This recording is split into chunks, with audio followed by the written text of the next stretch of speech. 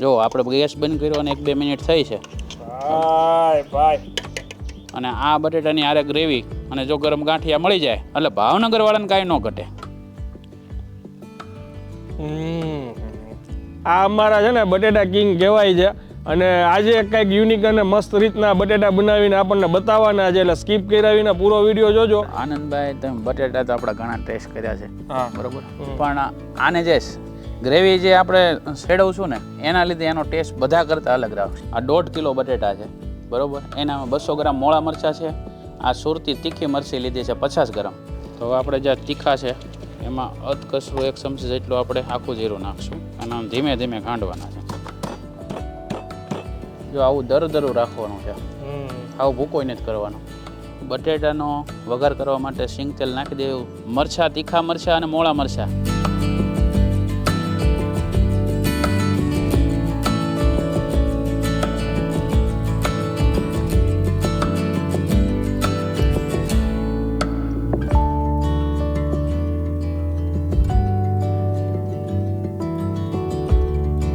તો ફરી એકવાર એક નવી રેસીપી લઈને અમે આવી ગયા છીએ અને મારી સાથે ગોપાલભાઈ જોડાણા છે અને એને જોઈને બધાને ખબર પડી જ જાય કે હવે અહીંયા આવ્યા છીએ એટલે કાંઈક તો બટેટાની રેસીપી હશે જ.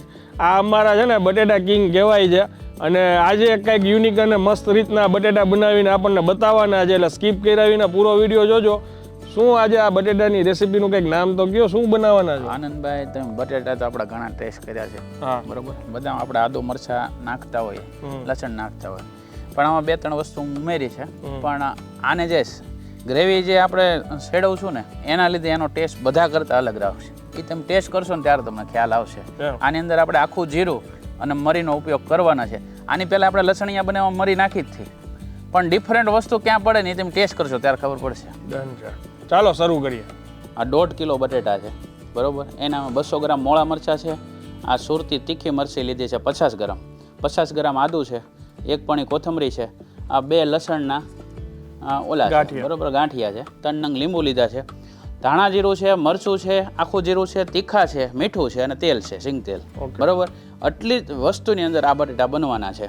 અને ખાસ વાત કે આ જો નાની નાની છે ને આ બટેટીયું ગોતીને લાવ્યા છે, આની કંઈક મજા અલગ હોય. પછી આવડા બટેટાને તમે ચીરું કરો એ પાછી મજા નથી, એના કટકા કરવા ન મજા આવે, આખી જ ખાવાની મજા આવે. અને આનો ટેસ્ટ છે ને આખો અલગ રહે, અને મોટા બટેટા બફાઈ જાય એનો ટેસ્ટ આખો અલગ રહે. હાલો પેલા આને બાફી લેશું, પેલા બાફી લેશું.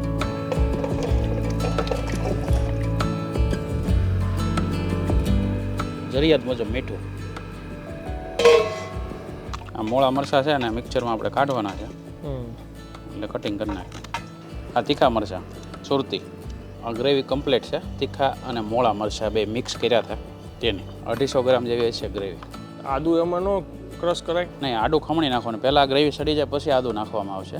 ઓકે, એટલે ભેગું નથી નાખ્યું. હા, તો આપણે જે તીખા છે 1 ચમચી જેટલા આપણે વાટવાના છે, એમાં અધકસરું 1 ચમચી જેટલું આપણે આખું જીરું નાખશું અને આમ ધીમે ધીમે ખાંડવાના છે. જો આવું દરદરું રાખવાનું છે, આવું ભૂકો નથી કરવાનો, એટલે તમારા બટેટા ઉપર આ મસાલો આવે એટલે એનો ટેસ્ટ કંઈક નેક્સ્ટ લેવલનો આવે. ઓકે, એકદમ નેચરલ.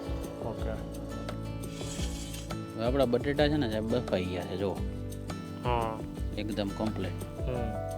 તો આપણે બટેટાનો વઘાર કરવા માટે સિંગ તેલ નાખી દેવું 150 ગ્રામ જેટલું. જો આ 1 ચમચી જે આપણે અધકચરો મસાલો વાટ્યો હતો ને તીખા અને આખું જીરોનો, એ ખાલી ભભરાઈ દેવાનો છે, પછી બાકીનો પછી નાખવાનો છે. એ એક ટેસ્ટ એનો જોરદાર આવશે. અને ત્યારબાદ જે આ મરચાં, તીખા મરચાં અને મોળા મરચાં, બરાબર, એની પેસ્ટ છે એ નાખી દેવાની છે. હવે આ ગ્રેવી આપણે પકવવાની છે.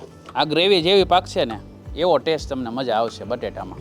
આ મરચાંની ગ્રેવી છે ને ભાઈ એકદમ પાકી ગઈ છે, માથે તેલ પણ આવી ગયું છે. એમ જો આ લસણની કટકી છે, આ 2 ગાંઠિયા આપણે લીધા હતા, આ આપણે 50 ગ્રામ જેટલું આદું નાખ્યું છે. હવે અંદર આપણે મીઠું નાખશું. જો આ 5 ચમચી જેટલું લાલ મરચું નાખવાનું છું, એટલે તમારે 5 ચમચી વધારે ન નાખવું, જોવો તમે. હવે આની અંદર છે ને આપણે થોડુંક પાણી જવા દઈશું જરૂરિયાત મુજબ. 1 ગ્લાસ જેટલું નાખી દેવું તમે તારે, ઘડીક ઉકાળવા દેવાની. અને હવે આની અંદર આપણે ધાણા જીરું નાખીને ઉકળવા દેવાની છે ચટણીને. તો જો આપણું જે ગ્રેવી પાકી ગઈ છે, માથે તેલ આવી ગયું છે. હવે જે આપણે જે આ 1 ચમચી મસાલો રાખ્યો હતો કચરો તીખા અને આખા જીરાનો, તે નાખી દેવાનો. એનો ટેસ્ટ કંઈક આખો અલગ રહેશે. કોથમરી સાથે નાખી દેવાની છે, મિક્સ કરી દઈએ એટલે. અને હવે આપણે બટેટા અંદર નાખી દેવાના છે. આપણું કમ્પ્લીટ ગ્રેવી પાકી ગઈ છે. આ ગ્રેવીમાં તમે બટેટા બનાવો એટલે ભાઈ મોજ પડી જાય. આવી ગયા બટેટા ભાવનગરી. ઘણા લોકોને એમ થતું હોય છે આ દમાલું બનાવ્યું. આ જે બટેટાનો રસો છે ને આનંદભાઈ, એ 5 મિનિટ પડ્યા રહેશે ને એકદમ થીક થઈ જશે. અને આ જે બટેટા છે ને એ તમને ખાવાની મજા, માથે મસાલો 5 મિનિટ પડ્યા રહે પછી જ જામશે. હા, સડી જશે વ્યવસ્થિત. અને આ બટેટાની આરે ગ્રેવી અને જો ગરમ ગાંઠિયા મળી જાય એટલે ભાવનગરવાળાને કાંઈ ન ઘટે. આનંદભાઈ, ખટાશ માટે આપણે અડધું લીંબુ નીસવી દઈએ છીએ. આ સ્વાદ અનુસાર, એ તમારે નાખવું હોય તો જ છે. જો આપણે ગેસ બંધ કર્યો અને 1-2 મિનિટ થઈ છે, થઈ ને, હજી એકદમ થીક થઈ જાય. જોતા જોતા છે ને મોઢામાં પાણી આવે છે ને. 2-3 બટેટા ખવાય હોત ગયા છે. ગોપાલભાઈની રેસીપી હોય એમાં કાંઈ ઘટે જ નહીં. અને જનરલી એમના એ પેજ ઉપર બટેટાની રેસીપી મૂકે ને એટલે મિલિયનમાં જ વ્યૂ આવવાના હોય. એટલે તો મેં પહેલાં આગળ કીધું હતું ભાઈ બટેટા કિંગ છે.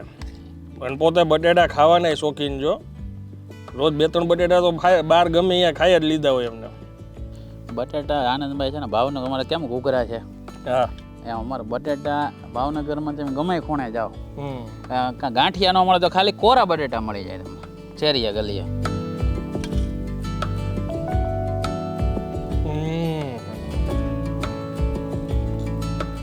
આપણે તમને ઘણી જાતના બટેટા ટેસ્ટ કરાવ્યા.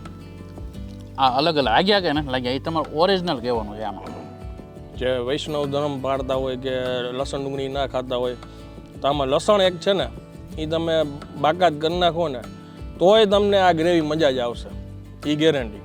આની અંદર કોઈ ટમેટા ને એવું નથી નાખવાનું, માત્ર લીલા મરચા મોળા અને તીખા 50 ગ્રામ નાખ્યા છે અને આદુ. બાકી લસણ ખાતા હોય ને એ તો મોજ જ જામો જ પડી જવાનો છે. અને આવા બટેટા આમના જ્યારે મેં ખાધા છે ને ત્યારથી મને એમ બારે કોઈ ઠંડા બટેટા પડ્યા હોય ને તો એ ભાવતા નથી. આ જ્યારે લાઈવ ગરમ ફ્રેશ બનીને તમે બટેટા ખાવ ને એની મજા કંઈક અલગ જ છે. અને ટુ ગુડ ટેસ્ટ છે એકદમ. ગ્રેવીનો સ્ટ્રોંગ ફ્લેવર આવે છે. હવે ખાલી આ ગ્રેવીની અંદર આ ગાંઠિયા ચોળીને ખાઈ લઈને તોય મોજ આવી જાય એવું છે, એટલી જબરજસ્ત છે.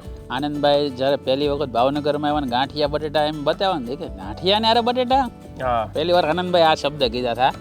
અને આપણે 4 વર્ષ થયા છે. હા, 4 વર્ષ પછી આનંદભાઈ બટેટા ગોતતા હોય. પેલા બટેટા ક્યાં છે એમ ભાવનગરમાં આવીને પેલા બટેટા ખાતા હોય. એ ગાંઠિયા મળે તો પેલા ગાંઠિયા સાથે જ, ભૂંગળા સાથે નહીં. હા, ભૂંગળા અમે અહીંયા ઓછા જ લાવીએ છીએ આપણે. એટલે રેસીપી હવે આઈ થિંક તમને જો સારી લાગી હોય તો વધુમાં વધુ શેર કરજો. કમેન્ટ કરીને જરૂરથી જણાવજો કે તમે લોકો જો ઘરે બનાવતા હોય તો કેવી રીતે આ બનાવો છો, એ પણ એક્સપિરિયન્સ જરૂરથી શેર કરજો. મળીએ હવે નેક્સ્ટ વિડીયોમાં. ત્યાં સુધી જય હિન્દ, જય ભારત.